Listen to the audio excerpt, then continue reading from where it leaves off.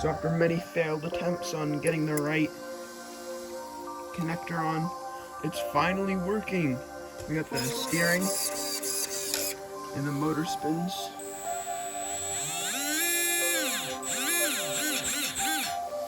Everything's hooked up. This is on 2S, so 3S would be a lot different. Now, I just have to hook up this, and then we'll be good to go. So I'm gonna do some little bit of magic.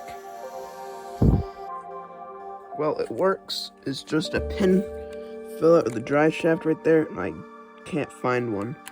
But this thing really goes on 2S, but I need a connector for the 3S. So not only do we need a connector, I also need a screw for that. And then we can get this thing up and running, but that's gonna be a next video. But we got this thing ready. So here it is, let's look at this.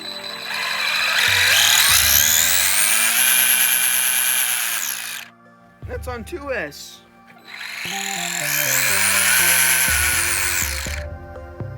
This thing's gonna be a rocket ship, I can already tell.